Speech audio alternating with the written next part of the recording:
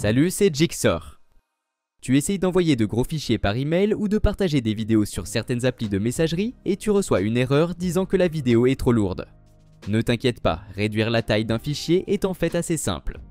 Dans cette vidéo, je vais te montrer la méthode la plus simple pour le faire sur ton ordinateur Windows ou Mac sans perdre la qualité originale de tes vidéos. C'est parti!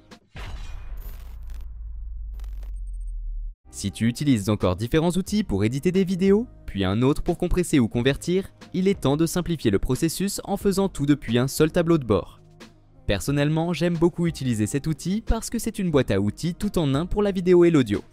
Peut convertir différents formats médias, réduire la taille des fichiers sans perdre la qualité originale, et dispose même de certaines fonctionnalités IA comme la transcription audio ou la suppression de voix. Tu veux en savoir plus ? Tu peux cliquer sur mon lien ci-dessous pour télécharger le logiciel et obtenir une remise spéciale pour les nouveaux utilisateurs. Une fois que tu as installé le logiciel sur ton ordinateur, ouvre-le et rends-toi dans le menu Compresseur vidéo. En haut, clique sur les boutons pour ajouter tes vidéos une par une ou tu peux uploader un dossier entier pour une compression en lot.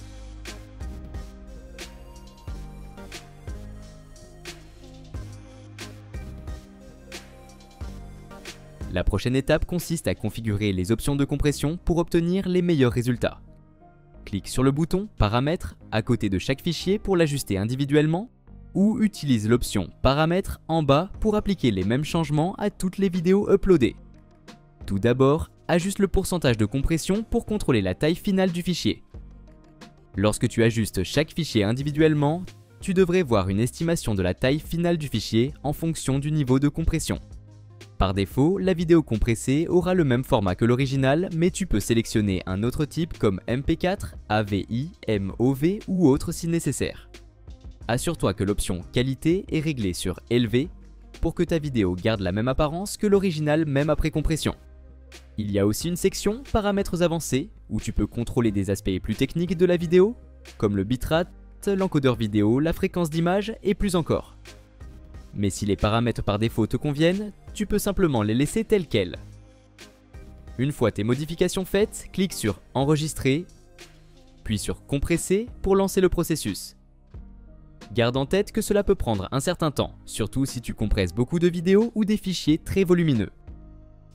Quand la compression est terminée, rends-toi dans l'onglet Terminer et clique sur Ouvrir pour accéder directement au dossier où tes vidéos modifiées sont sauvegardées.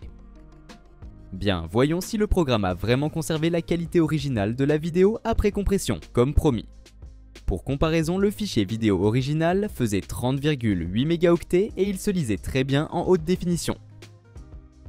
Pendant ce temps, la version compressée est maintenant réduite à seulement 4,35 mégaoctets. Mais la qualité reste tout aussi bonne que l'original. Et voilà, c'est tout pour aujourd'hui. Si cette vidéo t'a été utile, n'hésite pas à laisser un pouce bleu et à t'abonner à la chaîne.